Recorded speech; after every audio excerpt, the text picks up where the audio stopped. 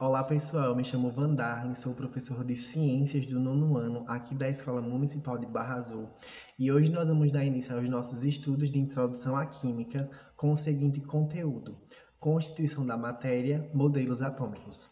Inicialmente eu vou perguntar para vocês o que é a matéria, como vocês acham que podem defini-las, o que é a matéria em si, qual é a composição dessa matéria, tá certo?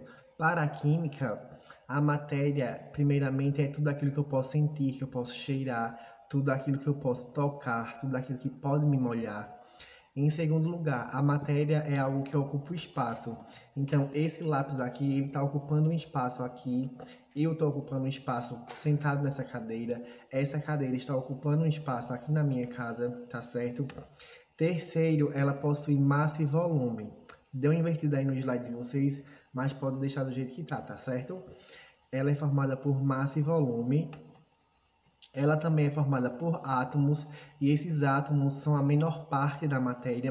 Mais à frente nós vamos definir o que são átomos, certo? E também elas possuem propriedades. Essas propriedades podem ser gerais, funcionais e específicas. Visto as definições da matéria através da visão da química, nós vamos estudar o modelo atômico de Dalton, que foi o primeiro modelo atômico proposto em 1808 pelo químico inglês John Dalton, tá? Veja as principais características desse modelo. Dalton diz que o seu modelo, ele diz no seu modelo, na verdade, que o átomo ele é formado igual um modelo de uma bola de bilhar. Bola de bilhar, para quem não souber, é uma bola de sinuca, tá? Deixa eu passar aqui. É uma bola de sinuca. Vocês veem aí na imagem, ele diz que o modelo do átomo é baseado numa bola de sinuca, tá certo? E essa primeira esfera aqui em roxo, que vocês estão observando no slide, ele representa a noção, a visão de Dalton sobre o átomo, tá certo? Deixa eu voltar aqui. E ele diz que esse átomo é formado por matéria, ele forma a matéria, tá certo? E diz que a matéria é formada por átomos em formato de esfera, como nós vimos nas imagens anteriores. E diz também, primeiramente, que esses átomos são rígidos, tá certo? Essas esferas são rígidas, que elas são maciças, ou seja, se a gente vê aqui a bola de bilhar, a gente sabe que ela tem uma casca por fora e ela é toda recheada. Ela é recheada por quê? Por matéria, tá certo? Deixa eu voltar aqui novamente. Elas são maciças, possuem a casca e o recheio cheio de matéria, tá certo? Para ele também, o átomo é indestrutível, não se consegue destruir o átomo. Eles são indivisíveis. Eu destaquei indivisível porque mais para frente no modelo atômico de Thomson, ele consegue provar que os átomos conseguem ser destruídos sim, tá certo? E que elas são homogêneas, que essas matérias, que esses átomos, essas esferas, elas são homogêneas, elas são todas iguais, tá bom? Homogêneo quer dizer que são todos iguais ou parecidos, tá certo? Quando a gente olha aqui para o modelo atômico de Dalton, se compararmos a bola de futebol com uma bola de sinuca, a bola de futebol é vazia por dentro, ela é oca, se nós não considerarmos o ar que está dentro dela, tá certo? E a de sinuca tem uma casca e um recheio que são formados por algum tipo de matéria, tá bom? E vamos ver agora os postulados de Dalton, tá bom? O primeiro postulado de Dalton, ele diz que os átomos são esferas, como nós vimos nas imagens anteriores. No segundo, ele diz que cada elemento possui massa e essa massa identifica os átomos. O terceiro postulado são compostos, tá certo? Esses compostos são as combinações dos elementos. E o quarto é uma reação química. Ele diz que uma reação química é o rearranjo dos átomos, tá bom? Precisa inicialmente descombinar e recombinar para gerar novas possibilidades, tá certo? Nesta parte do capítulo, nós vamos estudar a natureza elétrica da matéria e também vamos conhecer alguns modelos propostos pela ciência para explicar a constituição da matéria. No final do século XVIII, os fenômenos elétricos já eram explicados pela existência de dois tipos de carga elétrica. A positiva, representada pelo sinal de mais da matemática, e as negativas, representada pelo sinal de menos da matemática, tá bom? O modelo atômico de Thomson, que era o nome dele completo é Joseph John Thomson, ele propôs a existência das partículas com carga elétrica negativa no interior do átomo, as quais foram chamadas de elétrons, tá bom? Elétrons.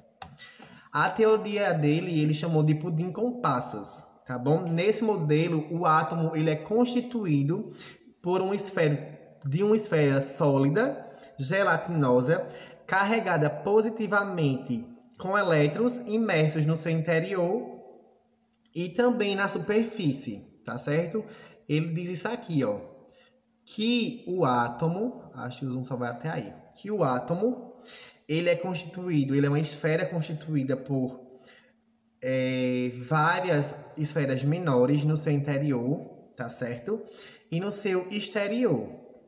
Elas são chamadas de elétrons porque elas possuem a carga negativa. Também podemos comparar com o panetone, tá certo? No panetone, ele não é tão esférico assim, mas dá pra gente ter uma noção de como é que seria essa constituição da massa desse átomo, perdão. A parte da massa, a parte do trigo, seria a parte positiva, tá bom? E esses pontinhos pretos, que são as uvas passas, elas seriam os elétrons, tá certo? Vamos dar continuidade. Algumas observações feitas por Thomson. Ele disse que as cargas positivas são mais pesadas, que o átomo ele é eletricamente neutro porque ele possui as cargas positivas e as negativas. E a gente também estuda em matemática que que mais com menos é menos. Então, no caso, se eu tenho duas massas que elas são opostas, elas vão se anular, tá bom? É neutro. Os átomos não são maciços e indivisíveis. Os átomos, eles não são maciços, como Dalton dizia na teoria anterior. Eles são gelatinosos na visão dele, tá certo? E são divisíveis sim, eles são divisíveis em duas partes. A parte positiva, tá certo? Eu não sei se eu falei anteriormente, mas nós chamamos a parte positiva de prótons. E a parte negativa chamamos de elétrons. E a matéria também, eventualmente, adquire carga, tá certo? Ainda neste capítulo, nós vamos estudar a descoberta da radioatividade. O século XIX ele é considerado um período de imensos avanços científicos e tecnológicos. Entre as descobertas no final desse período está a radioatividade, tá certo? Dando continuidade, durante esse período da descoberta da radioatividade, Rutherford, tá bom? Criou um postulado do seu modelo atômico, tá certo?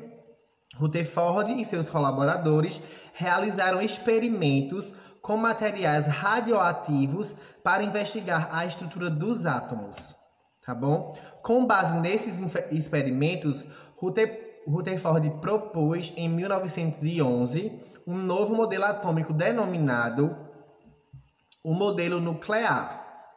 De acordo com o modelo nuclear, o átomo seria constituído de duas regiões distintas. A central, conhecida como núcleo, e esse núcleo é constituído por prótons, as cargas positivas, e a periférica, tá certo? Que são essas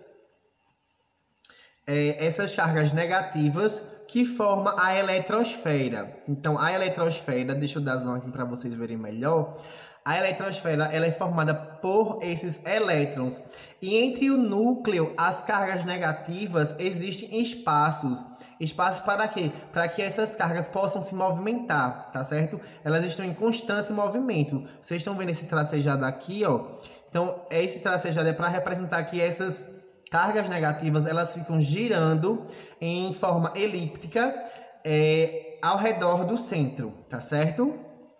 É como se fosse uma dança de roda, uma dança de ciranda, tá certo? Formado de partículas carregadas positivamente, o núcleo, chamamos de prótons, como eu falei anteriormente, que concentrariam praticamente toda a massa do átomo. Se a gente observar bem aqui essa imagem, ó, deixa eu dar zoom novamente, o átomo ele é formado por essa bola laranja todinha, a eletrosfera, os elétrons e o núcleo de prótons, assim, de acordo com o modelo nuclear de Rutherford, tá certo? Vamos dar continuidade. Na eletrosfera, os elétrons se movimentam em torno do núcleo. Seria como um monte de abelha, um enxame de abelha voando ao redor da colmeia. Seria mais ou menos isso aqui, ó, essa imagem aqui, para ilustrar melhor de forma mais dinâmica, tá certo? Para justificar a estabilidade da carga positiva concentrada no núcleo e explicar os valores da massa atômica, Rutherford sugere a existência de partículas neutras no núcleo, tá certo? Ele diz que, deixa eu voltar aqui um pouquinho, aqui. Ele diz que o núcleo é formado por prótons, que são as cargas positivas, que o átomo também tem uma eletrosfera, que é uma camada de cargas negativas que chamou de elétrons, tá certo? E diz também que no núcleo há partículas neutras, que não possuem carga, partículas nulas, tá certo? Só que ele não conseguiu provar, deixa eu voltar aqui, aí. Ele não conseguiu comprovar a existência dessas partículas neutras. E só no ano de 1932, tá certo? Só em 1932, o inglês James Chadwick, certo? Através de seus estudos, descobriu as partículas neutras e chamou elas de nêutrons, tá bom? Então, para Chadwick, ele atualizou o modelo atômico de Rutherford. Ele disse que o núcleo, ele conseguiu comprovar que o núcleo é formado por prótons, que está sendo representado por essa bolinha vermelha, os nêutrons, que não possuem nenhuma carga elétrica, é constituído apenas pelo modelo do átomo esférico, que a gente viu lá em Dalton, tá bom? Ele não tem carga elétrica, tá certo? E a eletrosfera, ela é constituída de elétrons, que está sendo representado por esses sóizinhos aqui, tá bom? E é isso, pessoal. Essa foi nossa aula de hoje. Eu vou passar para vocês esse slide pelo grupo do WhatsApp.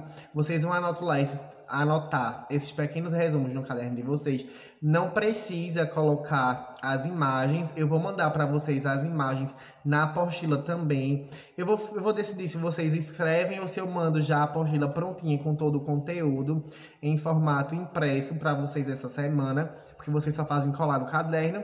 E quando tiver algum trabalho ou teste relacionado a esse conteúdo, vocês têm colado já para não dar tanto trabalho assim, tá bom? Qualquer dúvida me procure no WhatsApp e é isso. Obrigado, tchau, tchau.